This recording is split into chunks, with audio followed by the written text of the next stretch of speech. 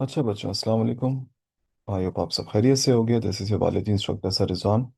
बच्चों, आज एक टॉपिक है हमारे पास एमडी कैट में सर्कुलेशन, एक चैप्टर है। उसके कुछ टॉपिक्स हैं, वो देखेंगे इंशाल्लाह। कोशिश करूंगा कि इस पूरे चैप्टर को मैं दो पार्ट्स में सम अप कर दूं। सही है।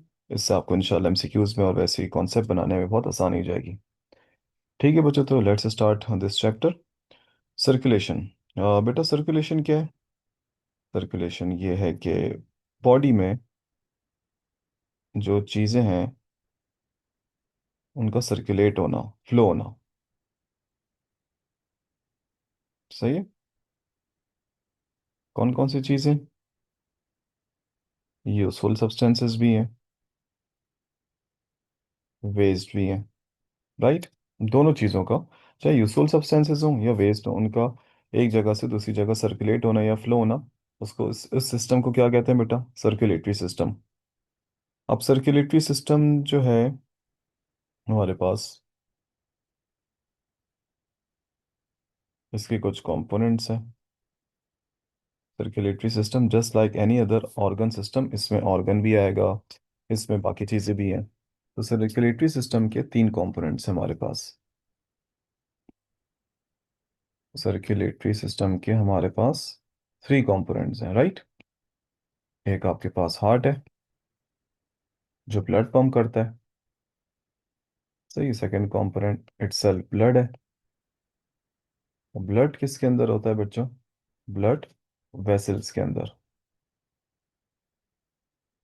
सही। क्वेश्चन पूछा जा सकता है कि सर्कुलेटरी सिस्टम के कितने कंपोनेंट्स हैं, तो आप जवाब दोगे सर्कुलेटरी सिस्टम के थ्री कंपोनेंट्स हैं, right. Heart, blood, blood vessels. वो unfortunately first year new text book board में ब्लड का जिक्र नहीं है, ब्लड वेसल्स हैं और हार्ट है। तो हम लोग सबसे पहले जो है वो, अगर हम ब्लड की तरफ जाएं कि ब्लड क्या चीज़ है, कुछ की पॉइंट्स इसके डिस्कस करते हैं। ब्लड के, व्हाट इज ब्लड? मेन चीज़ जो है ना, जो सर्कुलेटरी मीडियम है, वो ब्लड है। सारी चीज़ें किसके ज़रिए से ट्रांसपोर्ट हो रही है? जवाब क्या आएगा आपका? ब्लड। सर्कुलेटरी मीडियम है। सही बच्चों। ब्लड है इटसेल्फ क्या? ब्लड एक फ्लूइड है सर। सही है। और ये हमारे पास ओनली टिश्यू है हमारे बॉडी का जिसकी नेचर क्या है? फ्लूइड। सही है। और हमारी बॉडी में ऐसा कोई भी टिश्यू नहीं है जिसकी नेचर फ्लूइड हो। सही है। Blood is the only tissue that is fluid in nature. अब टिश्यू का आपसे पूछा जाए तो कौन सा टिश्यू है, तो आपका जवाब आना चाहिए बच्चों, कनेक्टिव टिश्यू। अगर आपसे कोई पूछे कि ब्लड किस टाइप का टिश्यू है, सिंपल आपके पास है इसका आंसर, कनेक्टिव टिश्यू। सही। Why blood is called a tissue? Blood को टिश्यू कहते हैं क्यों है सर? क्योंकि इसमें सेल्स होते हैं। सही है। कौन कौन से सेल्स सर? उनको हम देखेंगे। आरबीसीस, डब्ल्यूबीसीस and platelets.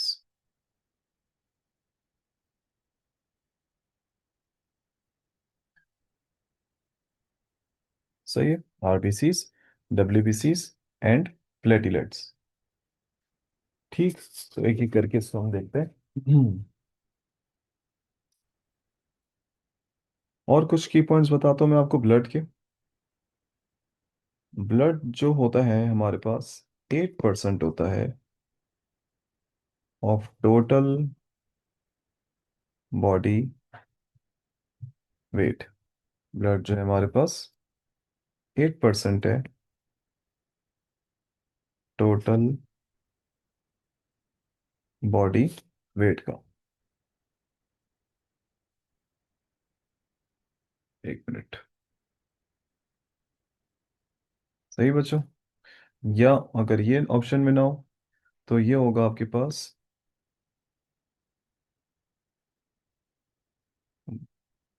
1/12 part of the body. 1/12 part of the body.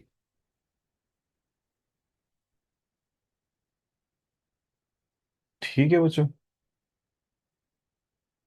Blood में कोई फाइबर्स नहीं होते, blood has no fibres. Blood में कोई फाइबर्स नहीं होते, ब्लड का जो टिश्यू है इसमें कोई फाइबर्स नहीं है हमारे पास। ठीक है। अगर हम बात करें इसके टेम्परेचर की, जो जो ब्लड का जो टेम्परेचर है वो थोड़ा सा वार्म होता है, 38 डिग्री सेंटीग्रेड।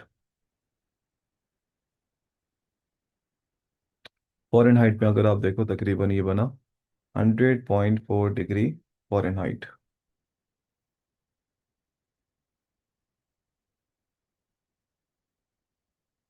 ठीक है बच्चों।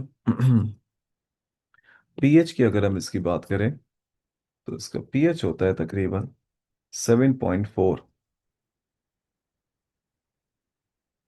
ब्लड का अगर पीएच हम बताएं,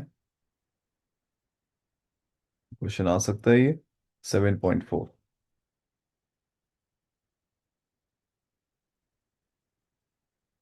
सही। अब ब्लड के कंपोनेंट्स, ब्लड के कितने कंपोनेंट्स हैं? मिसाल के तौर पे ये मैंने एक यहाँ पे बनाई टेस्ट ट्यूब। सही, इसको सही से बनाने की कोशिश करता हूँ मैं। सही, तो इसमें आप देखोगे कि ज्यादातर जो पार्ट है, इसको मैं जो कर रहा हूँ हाईलाइट वो ब्लू से कर रहा हूँ, दैट शोज कि कुछ वाटर वाटर है। सही है।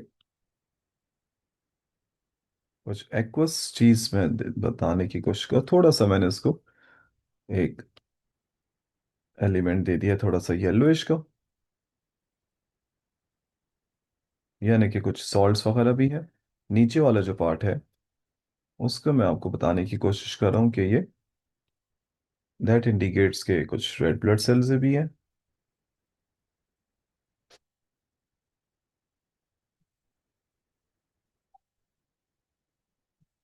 तो पता ही चला कि ब्लड का जो पार्ट है, 55% पार्ट ये प्लाज्मा है। ब्लड का 55% पार्ट क्या है बच्चों? प्लाज्मा।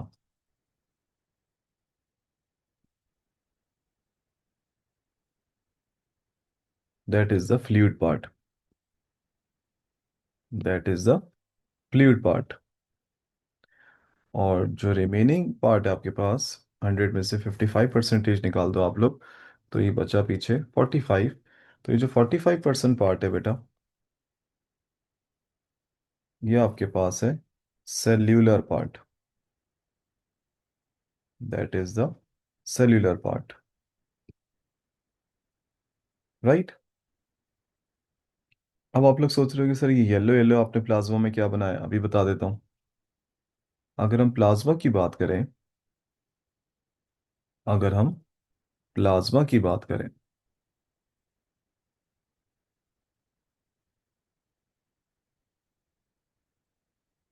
अगर हम प्लाज्मा की बात करें तो प्लाज्मा में 90% तो कौन है, थोड़ा सा इसको मैं डार्क कर देता हूँ। प्लाज्मा में बच्चों 90% तो आपके पास कौन है? वाटर है। प्लाज्मा में 90% आपका क्या आ गया बेटा? वाटर। सही है। बाकी जो 10% है उसमें कुछ इनऑर्गेनिक चीजें, यानी कि आयंस वगैरह, जिसमें आपके पास सोडियम बहुत है, पोटेशियम है, क्लोराइड है, मैग्नीशियम है, बाइकार्बोनेट आयंस है, फॉस्फेट है।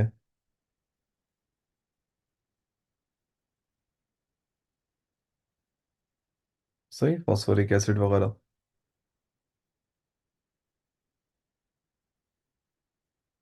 सही। और सोडियम और क्लोराइड जो है, इसके बारे में आपने की पॉइंट याद रखना है, सोडियम क्लोराइड। ये 2/3 है, समझो प्लाज्मा के इनऑर्गेनिक पार्ट का 2/3 पार्ट। काफी ज्यादा है यानी कि, राइट। इनऑर्गेनिक पार्ट तकरीबन जो है आपके पास 0.9% है। इनऑर्गेनिक पार्ट तकरीबन कितना है, 0.9%। और 10% में भी 0.9% आपके पास इनऑर्गेनिक पार्ट की, राइट। अगर हम ऑर्गेनिक की बात करें कि ऑर्गेनिक सब्सटेंसेस में क्या क्या है आपके पास प्लाज्मा में, तो वो तो बेटा बहुत सारे हैं हमारे पास। ग्लूकोज,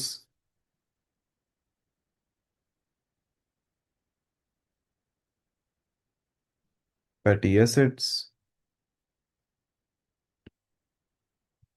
अमाइनो एसिड्स, और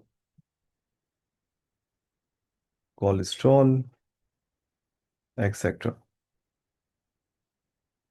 ये आपके पास ऑर्गेनिक चीज़ों में आ गई। हमारे पास प्लाज्मा में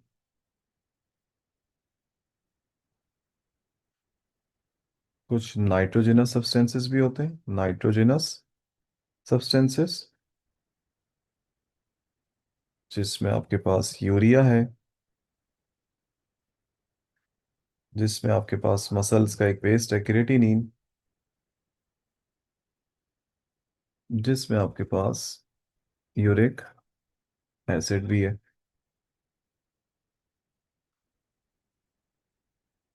इसी प्लाज्मा में हमारे पास हार्मोन्स पाए जाते हैं, राइट। हार्मोन्स कौन से, जो आपके पास एंडोक्राइन ग्लैंड की सिक्रीशंस होती है। एक्सोक्राइन ग्लैंड के सिक्रीशंस को केमिकल्स कहते हैं, एंडोक्राइन ग्लैंड्स के सिक्रीशंस को हम लोग हार्मोन्स कहते हैं। तो ये कुछ आपके पास बेसिक चीज़ें जो आपके पास फर्स्ट ईयर के सिम टेक्स्ट बुक बोर्ड में न्यू वर्जन में नहीं है। तो सोचा कि आप लोगों को ये बता दूं ताकि आपको हेल्प हो जाए अगर सवाल इससे आता है तो। सही। कुछ एक और चीज़ें हैं मैं आपको बताता हूँ प्लाज्मा के अंदर और क्या खास बात है जो इसमें पाई जाती है सर, प्लाज्मा में। ये आपको जो है वो पूछा जा सकता है एमसीक्यूज में, कि प्लाज्मा में बहुत मशहूर चीज़ है ऑर्गेनिक में, अगर मैं बोलूँ ऑर्गेनिक पार्ट में, एंड दैट इज प्रोटीन्स।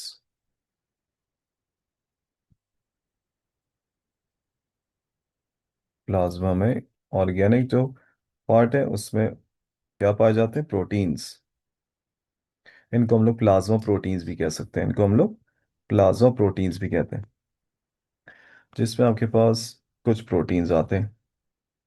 एक आपके पास है ग्लोबुलिन,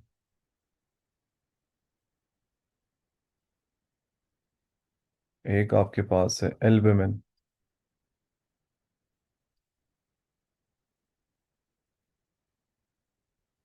इसी तरह एक आपके पास है फिब्रिनोजन। ये सारे प्लाज्मा प्रोटीन्स हैं, ये सारे प्लाज्मा प्रोटीन्स हैं। इसी तरह एक आपके पास है इम्यूनोग्लोबुलिन, आईजी। तो आपके पास ये कुछ प्लाज्मा के कुछ मशहूर मशहूर प्रोटीन्स हैं। एक और लिख देता हूँ, थ्रोम्बिन। अब इनके कुछ रोल्स बताता हूँ आपको। अब जिस तरह मेरे बच्चों थ्रोम्बिन है, ये काम आता है आपके पास क्लॉटिंग में। सही है।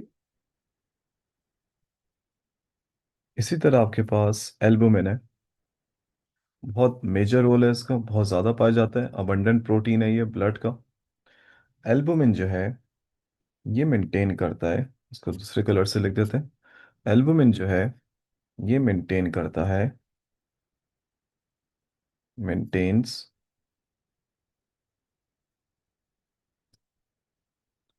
Osmotic potential. ये मेंटेन करता है ऑस्मोटिक पोटेंशियल। सही है। लेक्चर आपने गौर से सुनना भी है, कुछ राइटिंग समझ भी नहीं है तो वो आपको जो आवाज़ आ रही मेरी उससे आपको आसानी हो जाएगी लेक्चर को नोट डाउन करने में। सही है। इसको हम लोग ऑनकोटिक प्रेशर भी कहते हैं। ऑस्मोटिक पोटेंशियल का एक और नाम है, अभी मैं बता देता हूँ क्या होता है ये। ऑनकोटिक प्रेशर, इसका मतलब है कि ब्लड जो है वो ब्लड वेसल से लीक ना हो, यानी कि ब्लड जो है, ब्लड को लीक होने नहीं देता ब्लड वेसल से ब्लड को, यानी कि blood never leaks, blood never leaks from blood vessel. अगर इस प्रोटीन में कोई मसला हो गया तो ब्लड जो है वो लीक हो सकता है ब्लड वेसल से। इस प्रेशर को क्या कहते हैं? ऑनकोटिक प्रेशर या ऑस्मोटिक पोटेंशियल। एल्बुमिन। 3 स्टार इसलिए बना रहा हूँ कि इसको थोड़ा और डिटेल में भी करेंगे। ग्लोबुलिन। ग्लोबुलिन भी ऑनकोटिक प्रेशर मेंटेन रखता है, 25% होता है ग्लोबुलिन तकरीबन। इसका जो हिस्सा है प्रोटीन्स के उसमें, तो कंट्रीब्यूशन है इसकी 25%। एल्बुमिन बाय द वे 75% होता है। सही बच्चों। अच्छा, इसी तरह फिब्रिनोजिन। फिब्रिनोजिन भी आपके पास क्लॉटिंग में काम आता है। अब तुम बोले सर वो तो थ्रोम्बिन भी आ रहा था काम। सही है। ये प्लेटलेट्स के साथ मिलके उस जगह पे क्लॉट करते हैं। सही। क्लॉटिंग के प्रोसेस को क्या कहते हैं कि वहाँ पे फिर क्लॉट बन जाता है, ब्लड लीक नहीं होता, उस प्रोसेस को थ्रोम्बोसिस कहते हैं। समझो ये प्लेटलेट्स के असिस्टेंट है, थ्रोम्बिन, फिब्रिनोजिन।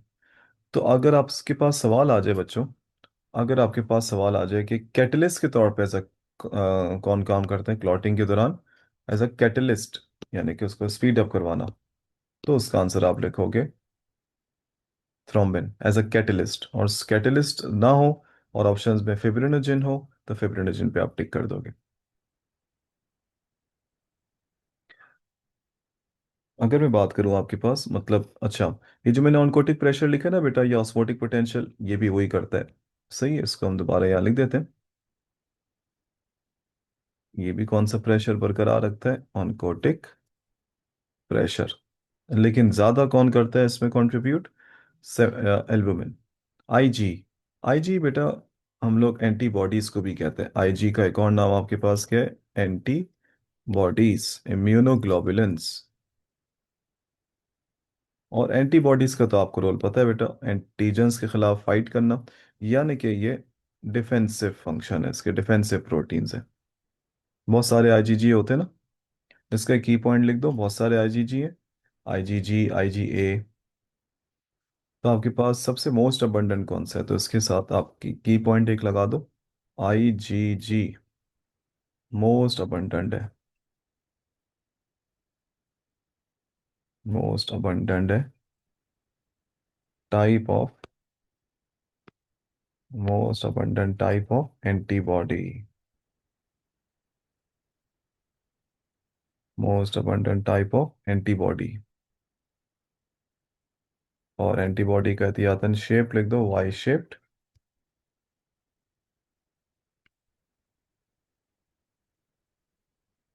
इसको डिटेल है इसकी स्ट्रक्चर की इम्यूनिटी वाले चैप्टर में, इम्यून सिस्टम में। ठीक है बच्चों, एक ये हो गया आपके पास। इसको हम और आगे डिस्कस करें अगर फर्दर, इसी चैप्टर को ही इसके पॉइंट्स डिस्कस करें। तो मैंने आपको कहा था एल्बुमिन। एल्बुमिन जो है ये बहुत ज़रूरी है। सही है। एल्बुमिन जो है ये एक बहुत, इसके बारे में अगर मैं इसकी करेक्टरिस्टिक्स बताऊं,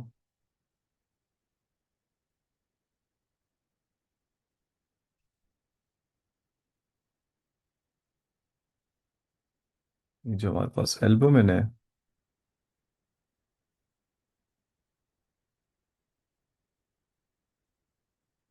इसके बारे में आपको मैं क्या बता रहा था?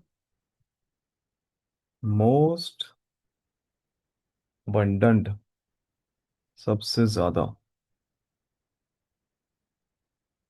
Blood protein in mammals. ये लाइन याद रखिएगा, मैमल्स में मोस्ट अबंडेंट प्रोटीन कौन सा? Blood protein, albumin. Blood protein अगर बॉडी में आ जाए तो कोलेजन है। सही है।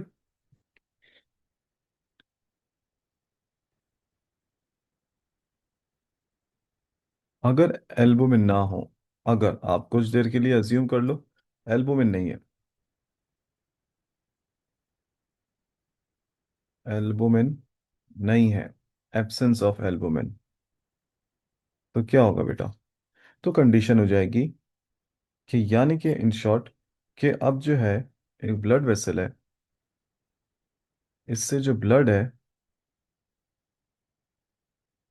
ये लीक हो रहा है, ऐसी है। और यहाँ पे आसपास टिश्यूज है।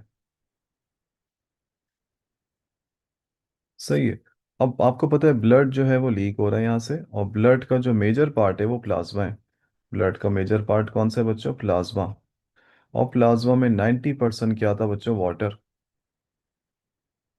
और भी चीज़ें, 90% वाटर है। अब ब्लड जब यहाँ पे लीक हो रहा है बेटा, टिश्यूज के आसपास, ब्लू इसलिए बना रहा है क्योंकि ब्लड का 55% प्लाज्मा है। अब आप मुझे बताओ बच्चों, ये क्या अच्छी बात है? आप बोलोगे नो सर, ये हो जाएगी स्वेलिंग, क्योंकि ब्लड ऑनकोटिक प्रेशर इसका बरकरार नहीं रहे। एल्बो में नहीं है तो ऑनकोटिक प्रेशर में मसला आ गया। अब इस कंडीशन को हम लोग कहेंगे एडिमा। तो ये सवाल आ सकते हैं कि एल्बो में नहीं है तो कौन सी कंडीशन हो सकती है? तो आपका आंसर होगा एडिमा, जिसको कहते हैं स्वेलिंग ऑफ टिश्यूज। ये लिम्फेटिक सिस्टम की खराबी की वजह से भी हो सकता है ना, लेकिन लिम्फेटिक सिस्टम ने भी इसको पिक नहीं किया। Oedema, EDEMA। सही, मैं इसको दोबारा लिख देता हूँ, एडिमा।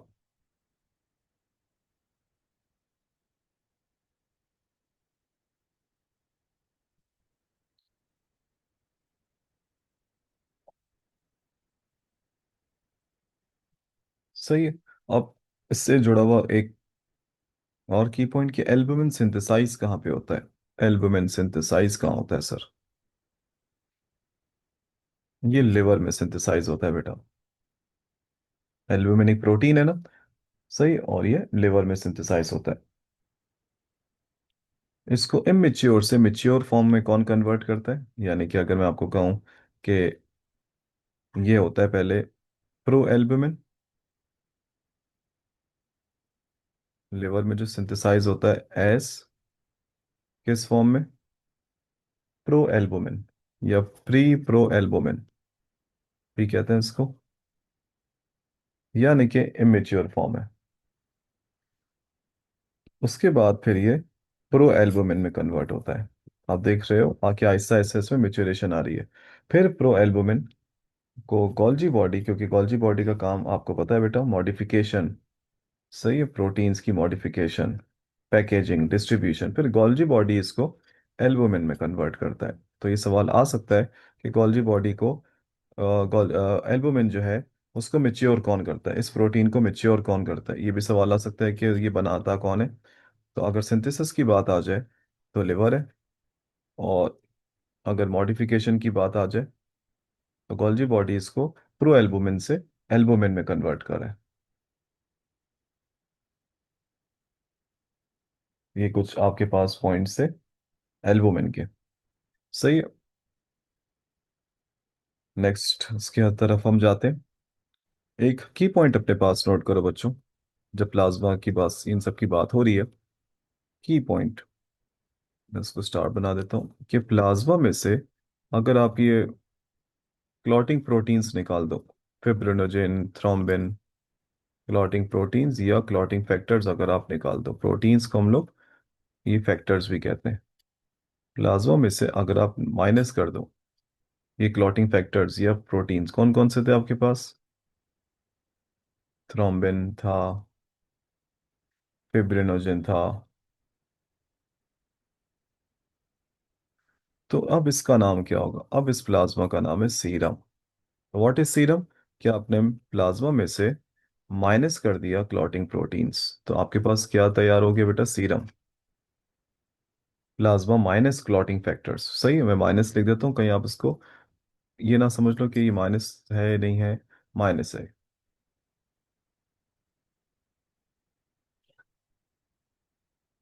ठीक है बच्चों, तो ये एक था आपके पास प्लाज्मा का। अब हम जो है वो उसमें आगे बढ़ते हैं। अब हमारे पास है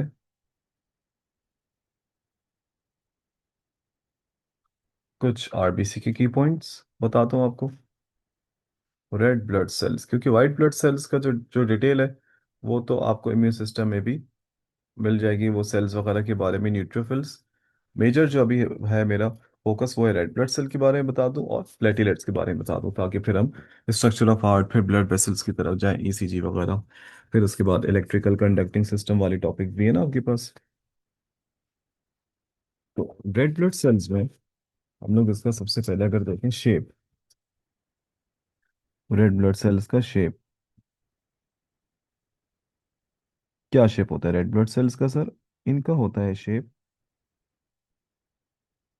बाइकॉनकेव, यानी कि ये दोनों तरफ से कॉनकेव है, ऊपर से भी और नीचे से भी। अगर हम इसको यहाँ ड्रॉ करके दिखाऊं आपको, और ये साइडों से आप देख सकते हो आप फ्लैट है, तो उनको बाइकॉनकेव, फ्लैट या डिस्क शेप भी कहते हैं। बाइकॉनकेव आपने याद रखना है। सही। आरबीसीज को हम लोग एरिथ्रोसाइट्स भी कहते हैं, ये आप सबको पता है। आरबीसीज को हम लोग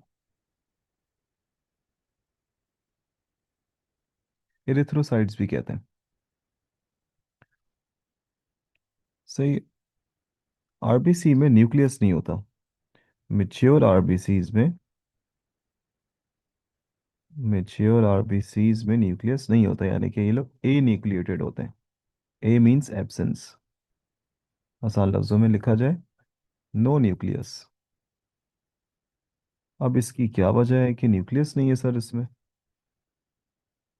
क्योंकि अगर इसमें न्यूक्लियस होता तो वो काफ़ी जो है वो जगह ऑक्युपाई कर लेता। न्यूक्लियस नहीं है तो इसमें अब क्या चीज़ है, इसमें बहुत सारे पिगमेंट्स होते हैं, यानी कि मॉलिक्यूल है। उसका नाम आप सबको पता है बच्चों।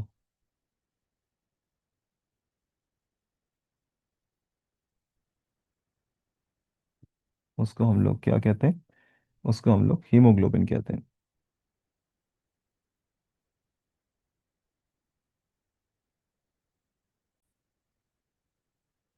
ये जो आपके पास पिगमेंट है बच्चों, इसको हम लोग हीमोग्लोबिन कहते हैं।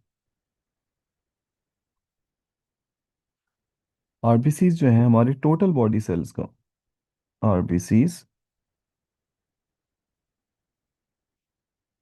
हमारे टोटल बॉडी सेल्स का 25% जो है वो कंट्रीब्यूट करते हैं।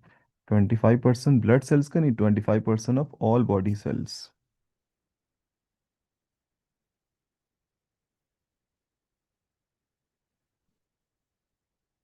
और जितने भी ब्लड सेल्स हैं तादाद में सबसे ज़्यादा यही है, most numerous blood cell, blood cell type, क्योंकि ब्लड सेल्स के जितने भी टाइप्स हैं, आरबीसी, डब्ल्यूबीसी, प्लेटिलेट्स, तो साइज के सबसे बड़े डब्ल्यूबीसीज होते हैं और तादाद के सबसे ज़्यादा आरबीसीज हैं। तकरीबन आरबीसीज का साइज यहाँ लिख रहा हूँ 8 माइक्रोमीटर होता है, तकरीबन।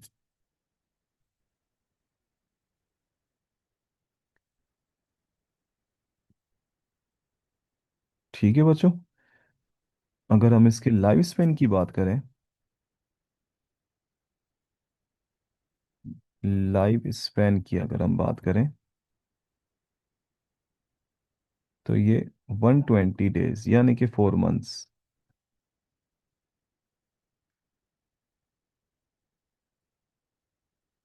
सही है। 120 दिन यानी कि 4 मंथ्स। उसके बाद क्या होता है आरबीसीज में?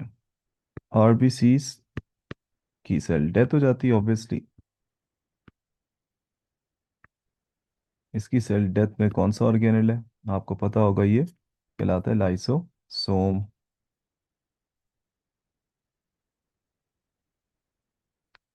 सही है, तो लाइसोसोम के अंदर से निकलेंगे हाइड्रोलिटिक, हाइड्रोलिटिक एंजाइम्स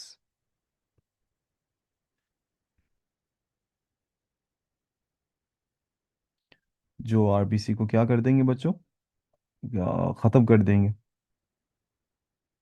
अब सवाल ये होता है कि आरबीसी जो हैं उनकी डेथ के बाद वो कहाँ जाते हैं,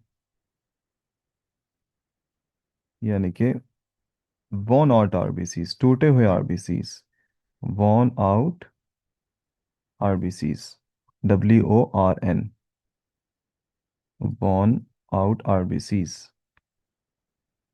कहाँ जाते हैं बच्चों, स्प्लीन में, जो कि लार्जेस्ट लिम्फेटिक ऑर्गन भी है,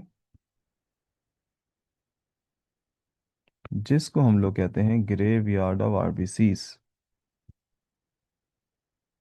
आरबीसीज का कब्रिस्तान। स्प्लीन इनको स्टोर करता है, और स्प्लीन जो है वो लिवर को देता है।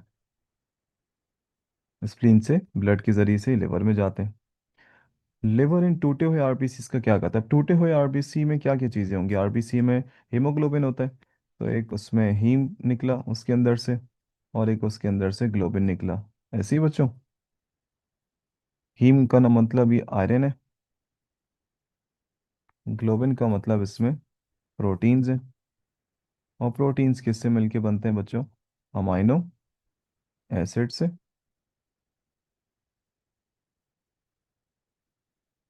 प्रोटीन किससे मिलके बनते हैं, अमाइनो एसिड से।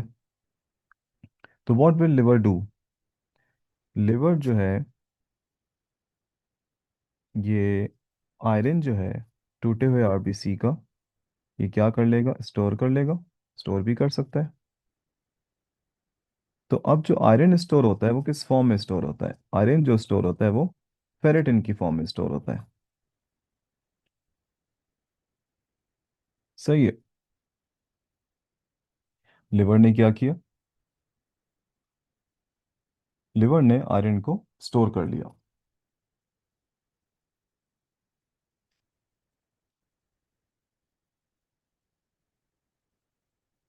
और उसके बाद ये जो ग्लोबिन निकला था, यानी कि प्रोटीन्स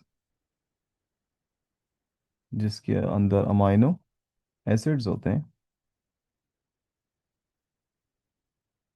उसका क्या हुआ, वो रिसाइकिल हो गए, लिवर ने उससे उसको रिसाइकिल किया। अच्छा, देखो यहाँ पे कुछ परसेंटेज जो है वो फेरेटिन की स्टोर हो गई है, कुछ रिसाइकिल हो गई, तो आपके पास कुछ आयरन स्टोर हो गया, कुछ आयरन रिसाइकिल हो गया अलोंग विद अमाइनो एसिड्स, और इन छोटे से आयरन और छोटे से अमाइनो एसिड से लिवर जो है वो दोबारा सिंथेसिस कर सकता है, किसकी, लिवर दोबारा सिंथेसिस करवा देता है किसकी, आरबीसीज की, सिंथेसिस ऑफ न्यू आरबीसीज। ये पॉइंट आपने याद रखना है। लिवर ने आयरन स्टोर कर लिया फेरेटिन की फॉर्म में, अमाइनो एसिड्स को रिसाइकिल कर लिया।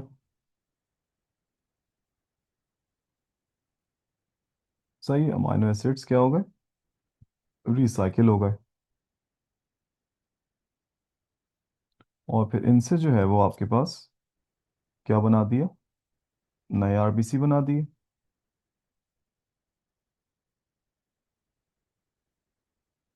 तो आप देख सकते हो कि इसका फंक्शन रिसाइकलिंग का भी हो गया।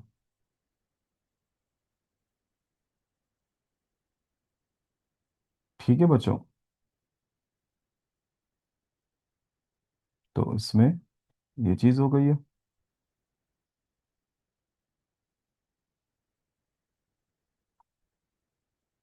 लेकिन लिवर जो है ये किसके जरिए से सिंथेसिस करवाता है, ये एक सवाल आ सकता है, लिवर किसके जरिए से सिंथेसिस करवा सकता है। लिवर जो है ये जो सिंथेसिस करवाता है ना आरबीसी की, आपको पता है ये कौन है इसमें इन्वॉल्व, सपोर्ट एंड मूवमेंट में आपने पढ़ा होगा, हमारे हड्डी के अंदर का सबसे internal most part, vascularise part, bone marrow, वो भी कौन सा bone marrow, red bone marrow. तो लिवर जो है वो इन सब चीज़ों को कहाँ भेजेगा, बोन मैरो में, किस चीज़ के लिए, नए आरबीसी बनाने के लिए। सही है, लिवर जो है वो बोन मैरो में भेजेगा, आरबीसी बनाने के लिए।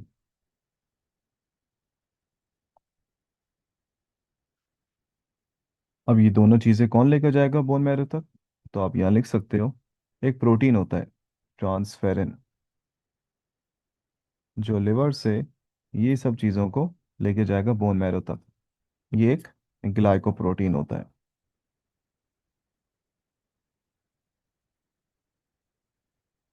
सही बच्चों।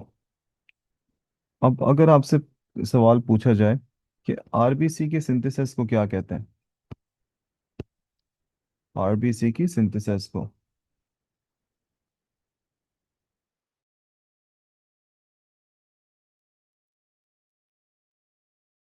अच्छा स्टूडेंट्स, मैं आपसे अर्ज कर रहा था कि आरबीसी की सिंथेसिस को हम लोग क्या कह सकते हैं। देखो, हेमेटोपोइसिस का मतलब होता है ब्लड सेल्स की प्रोडक्शन। तो अगर सवाल में पूछा जाए और स्पेसिफिक दिया हुआ हो कि आरबीसी की सिंथेसिस को क्या कहेंगे, और सवाल में और ऑप्शंस भी दिया हुआ, हेमेटोपोइसिस, हेमेटोपोइसिस, हीम का मतलब ब्लड होता है, ब्लड में सिर्फ आरबी से तो नहीं होता ना। या सवाल में लिखा जाए एरिथ्रोपोइसिस, ऑप्शंस में लिखा जाए अगर एरिथ्रोपोइसिस, तो आप किस पे टिक करोगे? ऑब्वियसली आप टिक करोगे एरिथ्रोपोइसिस पे। एरिथ्रोपोइसिस सही है। ब्लड सेल्स की प्रोडक्शन हो तो वो हीमोपोइसिस, हेमेटोपोइसिस वो अलग चीज़ है। ठीक है बच्चों, एक ये चीज़ हो गई आपके पास। और इसके मैं आपको कुछ की पॉइंट्स बताता हूँ।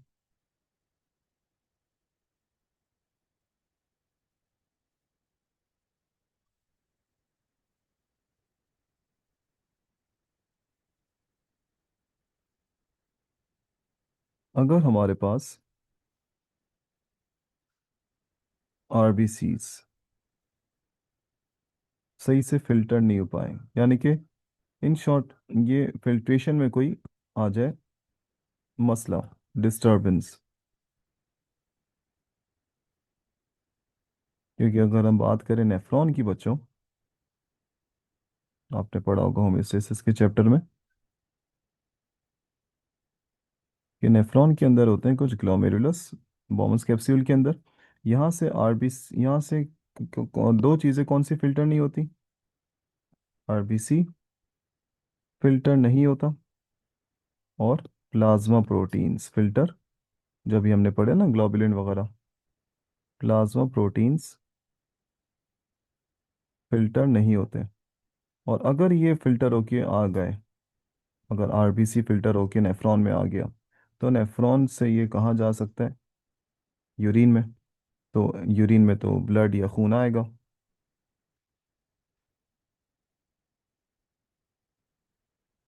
तो presence of blood in urine लिखा हुआ हो, या आरबीसी इन यूरिन। सही है, इन यूरिन। इस कंडीशन को आप क्या बोलोगे? हीमाचूरिया।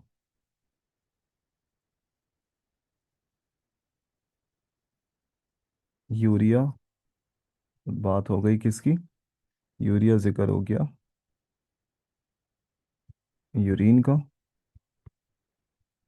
और हीम का मतलब हो गया आपके पास ब्लड। इसी तरह अगर लेट सपोज, अगर प्लाज्मा प्रोटीन्स आ गए यूरिन में, अगर प्लाज्मा प्रोटीन्स आ गए, इफ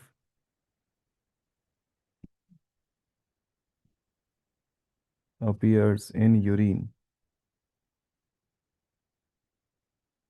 तो कंडीशन का क्या हो जाएगा नाम? Protein urea. बहुत आसान है, कोई मुश्किल नहीं है, परेशान नहीं होना है। Protein urea. एक मिनट, प्रोटीन यूरिया।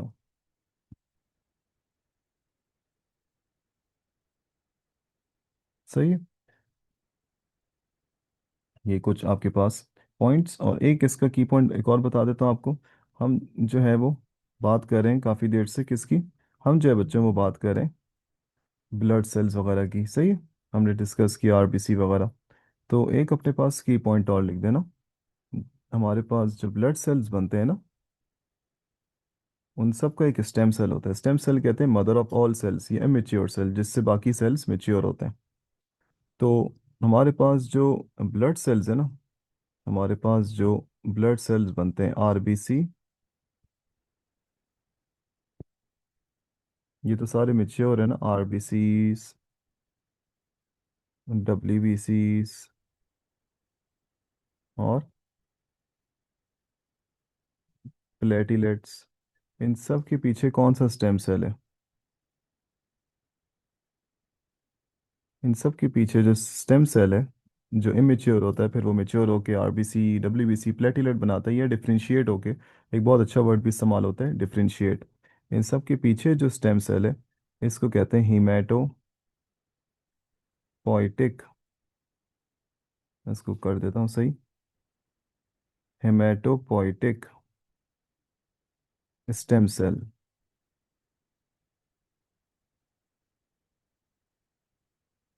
सही है, HSC शॉर्ट फॉर्म अगर हम बोलें। तो ये वो चीज़ होती है, एरो सही कर देता हूँ, ये वो स्टेम सेल है जिससे ब्लड सेल सारे डिराइव्ड हुए हैं। और ये खुद क्या होगा, ये इमेच्योर होगा, फिर ये डिफरेंशिएट होगा, ये इमेच्योर है, राइट, फिर ये डिफरेंशिएट यानी कि मेच्योर होगा, तो आरबीसी डब्ल्यूबीसी प्लेटिलेट्स बनते हैं आपके पास। ठीक है बेटा। अगर आपके पास, अगर वैसे काउंट आ जाए, अगर आपके पास काउंट आ जाए कि भाई कितनी कितनी तादाद के हैं हमारे पास आरबीसी डब्ल्यूबीसी, तो मैं इसमें एहतियातन बता देता हूँ आपको। आरबीसी डब्ल्यूबीसी प्लेटिलेट्स, तकरीबन आपके पास आरबीसीज जो हैं 5 से 5.5 मिलियन है पर क्यूबिक मिलीमीटर। लेकिन ये मैं बता रहा हूँ आपको मेल्स में,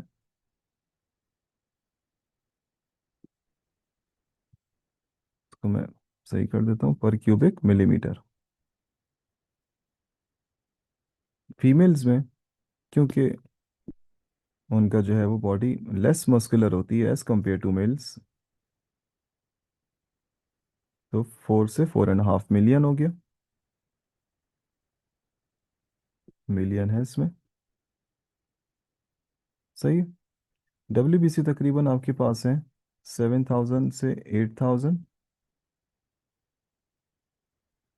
पर मिलीमीटर क्यूब।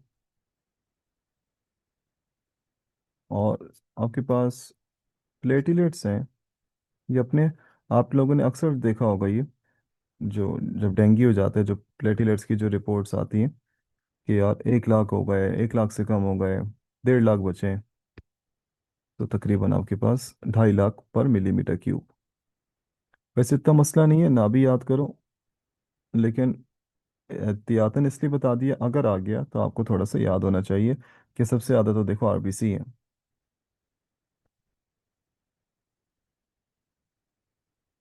सही बच्चों। अब हम बढ़ते हैं इसके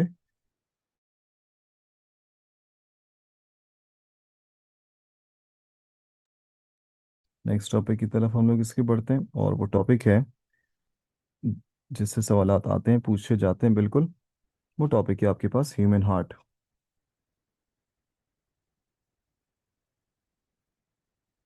ह्यूमन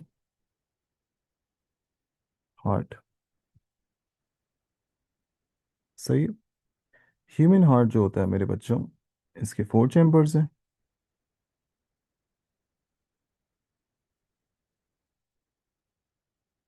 सही। कॉनिकल इन शेप है, कोन लाइक। कहाँ प्रेजेंट होता है? थोरेसिक कैविटी में, थोरेसिक कैविटी में प्रेजेंट होता है, और उसमें भी सेंटर में मौजूद होता है। सही है, थोरेसिक कैविटी में एक पर्टिकुलर रीजन है जहाँ ये मौजूद होता है, उस रीजन को कहते हैं मेडिएस्टिनम।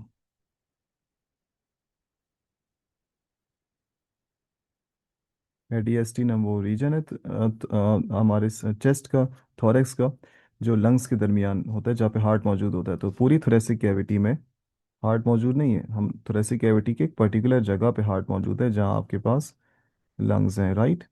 तो इस पर्टिकुलर रीजन में आपके पास हार्ट है ना। तो इस रीजन का नाम है mediastinum. That region is known as mediastinum, where heart is present between lungs. सही। और आपको पता है सामने से इसकी प्रोटेक्शन होती है स्टर्नम से और रिब केज से। सही है। अच्छा, अब स्पीकिंग ऑफ स्टर्नम, तो जैसे ये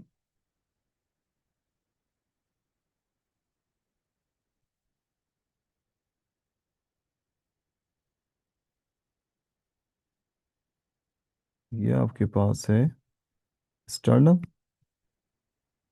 और आपको पता है साइडों में लगी हुई हैं रिब्स। सही। 12 ऑन ईच साइड। सही। और रिब्स के दरमियान स्पेस होता है, राइट। रिब्स के दरमियान स्पेस है, उसको हम कहते हैं इंटर कॉस्टल स्पेस। और ऐसे होते हैं 12 पेयर्स ऑफ रिब्स। टोटल 24, एक साइड पे 12, एक साइड पे 12। तो जो हार्ट है वो होता है आपके पास सेकंड इंटरकॉस्टल स्पेस से लेके, जो हार्ट है आपके पास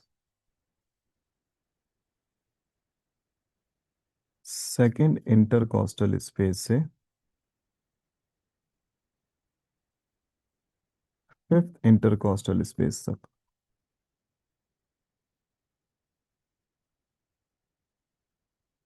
तो ये चीज़ आपने याद रखनी है। यानी कि जो सेकंड नंबर पे पसली है वहां से लेके जो फिफ्थ नंबर पे पसली है उसके दरमियान वाला जो गैप है, वहां तक आपके पास हार्ट मौजूद है।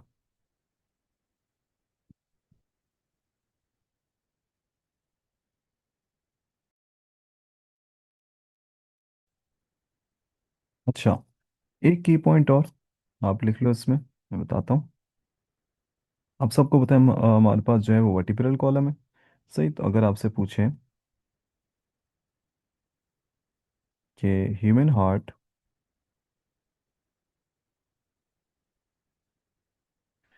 ये किसके दरमियान होता है, अगर वर्टिब्रल कॉलम के तबार से देखें, between fifth and eighth thoracic vertebra. एक होती है सर्वाइकल वर्टिब्रा, एक होती है थोरेसिक वर्टिब्रा। एक होती है लंबर, एक होती है सैक्रल, और एक होती है कॉक्सिस। तो थोरेसिक वर्टिब्रा होती है टोटल T1 से लेके आपने पढ़ा होगा T12 तक, जिसमें हार्ट की तकरीबन पोजीशन है between 12th, between fifth and eighth thoracic vertebra. सही है। तो ये पूछा जा सकता है।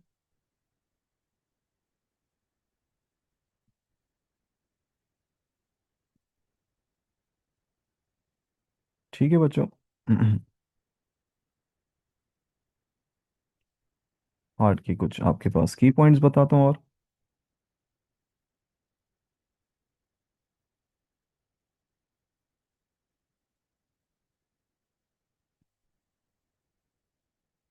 ह्यूमन हार्ट के जो चैम्बर्स होते हैं, ह्यूमन हार्ट के जो चैम्बर्स होते हैं, अपर टू चैम्बर्स ये स्मॉल होते हैं और ये थिन होते हैं। जो लोअर टू चैम्बर्स हैं, स्मॉल का अपोजिट लार्ज, थिन का अपोजिट थिक। जो लोअर टू चैम्बर्स हैं वो लार्ज होते हैं और थिक होते हैं। सही। इसी तरह बेटा जो अपर टू चैम्बर्स हैं उनको हम लोग क्या कहते हैं, एट्रियम्स। लोअर ऑर्गेनिजम्स में उसको ऑरिकल्स भी कहते हैं। इसी तरह लोअर टू चैम्बर्स को हम लोग क्या कहेंगे, आप सबको पता है, वेंट्रिकल्स, राइट।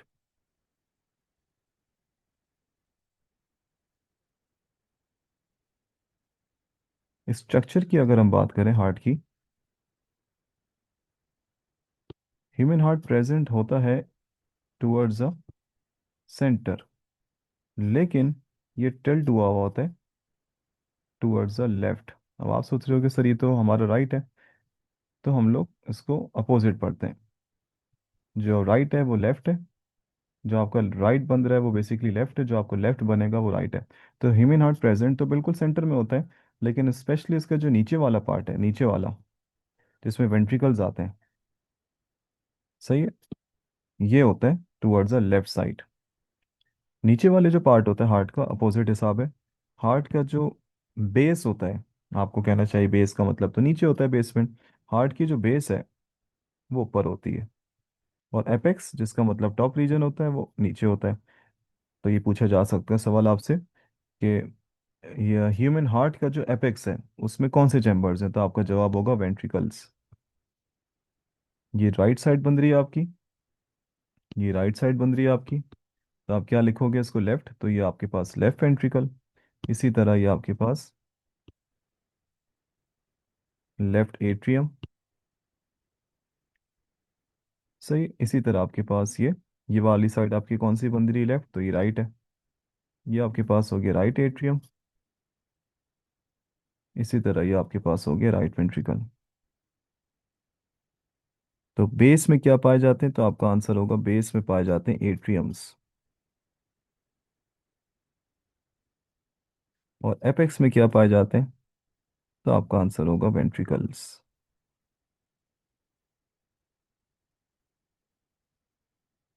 एक चीज और बताता चलो बच्चों, कार्डियक साइकिल के लिए इंपॉर्टेंट है।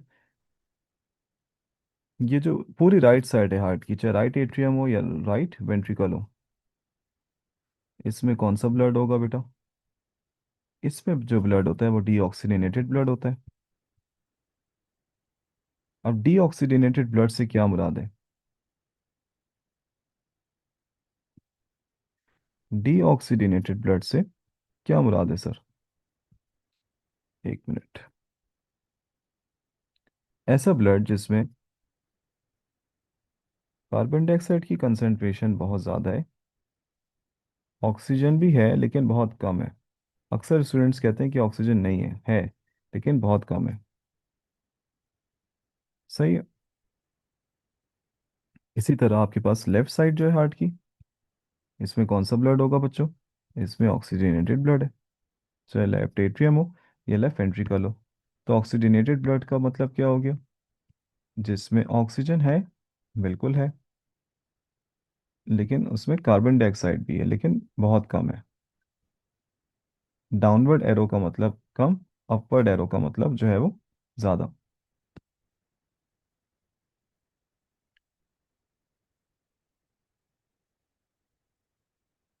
सही। ये आपके पास ह्यूमन हार्ट का लेक्चर बन रहा है, की पॉइंट्स के हिसाब से है,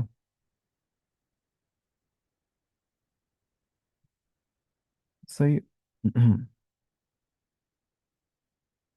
इसके मजीद की पॉइंट्स की तरफ बढ़ते हैं बच्चों। ह्यूमन हार्ट का अगर साइज आपसे पूछे, क्लिंच्ड फिस्ट, बंद मुट्ठी, एक और की पॉइंट, ह्यूमन हार्ट जो है वो फर्स्ट फॉर्म्ड ऑर्गन होता है, first formed organ during embryogen organogenesis. First form होता है ऑर्गन एम्ब्रियो में, अर्ली लाइफ, कौन सा process, organogenesis,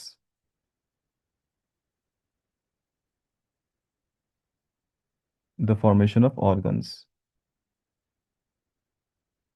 the formation of organs, जो कि थर्ड मंथ तक कंप्लीट हो जाती है।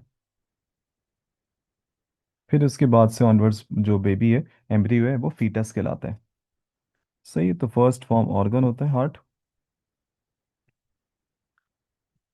हार्ट की स्ट्रक्चर की अगर हम बात करें और मजीद,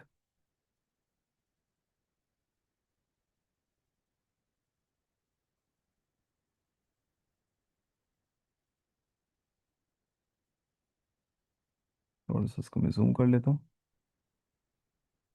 हार्ट के स्ट्रक्चर की अगर हम बात करें, बहुत इसको मैं एक्सपेंड करके इसकी बता रहा हूँ ताकि आपको आसानी हो जाए समझने में। जो नीचे वाले जो चैम्बर्स हैं, ये काफ़ी थिक होते हैं, राइट, जिनको हम लोग वेंट्रिकल्स कहते हैं। तो उसको थोड़ा थिक बना देता हूँ मैं। वेंट्रिकल्स थिक होते हैं, लेकिन इनमें से भी कौन सा वेंट्रिकल थिक होता है? तो आप देख सकते हो मैं ज़्यादा जो थिकनेस है वो मैं कौन से चैम्बर में कर रहा हूँ।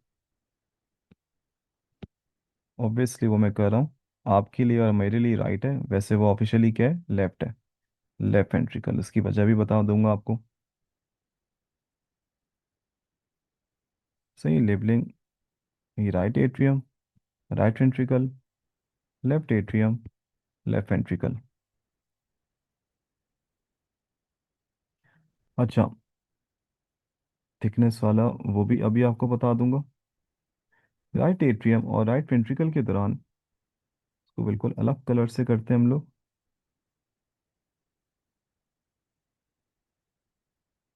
हम्म कलर से देखते हैं हम लोग। राइट एट्रियम और राइट वेंट्रिकल के दरमियान एक वेल्व होता है। आप सबने सुना होगा उसका नाम, इसको कहते हैं बच्चों ट्राइकस्पिड वेल्व।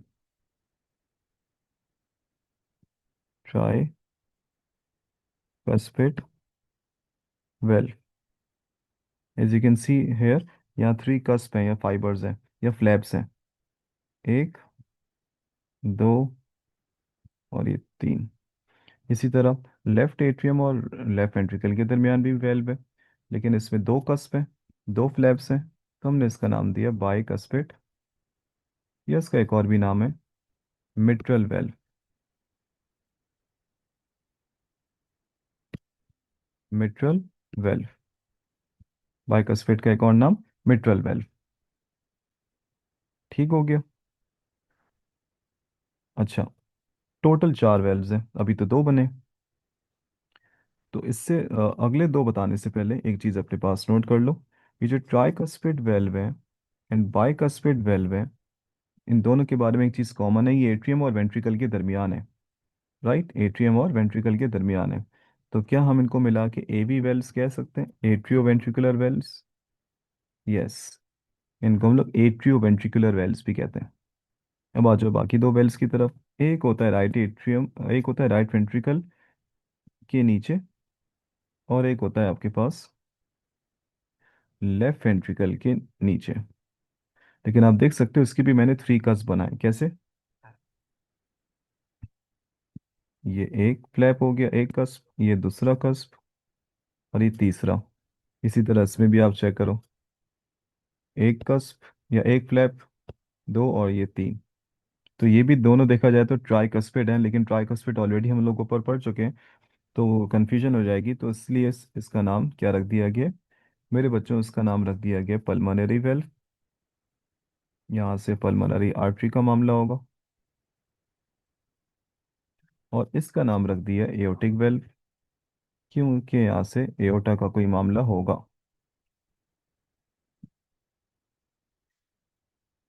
ट्राइकस्पिड और बाइकस्पिड का क्या था मामला? कि वो राइट एट्रियम राइट वेंट्रिकल के दरमियान थे दोनों। सॉरी, एट्रियम और वेंट्रिकल के दरमियान थे, तो हमने इसको क्या बोल दिया था, एवी वेल्व्स। तो इसी तरह अगर आप देखा जाए सिमिलैरिटी की बेसिस पे, कि राइट वेंट्रिकल के बाद भी एक वेल्व आ रहा है, लेफ्ट वेंट्रिकल के बाद भी एक वेल्व आ रहा है, दोनों शक्ल के भी सेम है। तो अगर दोनों को मैं मिला दूं, इन दोनों को मिला के एक टर्म अगर मैं बोलूं, तो क्या इसको हम सेमी ल्यूनर वेल्व्स कह सकते हैं? तो आपका जवाब होगा यस, हम लोग इनको सेमी मतलब हाफ, क्योंकि ये फुल सर्कल नहीं है, ये ऐसे है ना। ल्यूनर मतलब crescent shape, semi lunar valves भी कहते हैं इनको। तो सेमी ल्यूनर वेल्व्स में आपके पास कौन कौन से आ जाते हैं? Pulmonary valves and aortic valve. और एवी वेल्व्स में आपके पास कौन से आ जाते हैं? Tricuspid and bicuspid valves.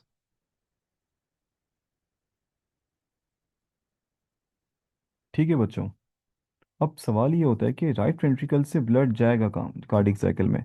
तो आपका सिंपल जवाब होगा लंग्स में जाएगा। और लंग्स तो बिल्कुल हार्ट के बराबर में ही है, सही है। लेकिन लेफ्ट वेंट्रिकल से जो ब्लड है ये कहाँ जाता है? लेफ्ट वेंट्रिकल से जो ब्लड है बेटा वो पूरी बॉडी में जाएगा। और आपको पता है लेफ्ट साइड में कौन सा ब्लड होता है ऑक्सीजनेटेड, और राइट साइड पे कौन सा ब्लड होता है डीऑक्सीजनेटेड। तो साफ खून जाना है पूरी बॉडी में, तो इसको लेफ्ट वेंट्रिकल को बहुत स्ट्रांग होना चाहिए या स्ट्रॉन्गेस्ट। आप कहोगे सर ये स्ट्रॉन्गेस्ट चैम्बर है, और तभी ये थिकेस्ट चैम्बर भी है पूरे हार्ट का, strongest and thickest chamber of human heart. और अगर इसका मुकाबला किया जाए राइट वेंट्रिकल से, देखो वेंट्रिकल का मुकाबला वेंट्रिकल से करो, वेंट्रिकल का मुकाबला वेंट्रिकल से करो, तो लेफ्ट वेंट्रिकल 3 टाइम्स थिकर होता है देन राइट वेंट्रिकल। ये पूछा जा सकता है हाउ मेनी टाइम्स, तो उसका आंसर क्या होगा, 3 टाइम्स थिकर है left ventricle as compare to right ventricle से।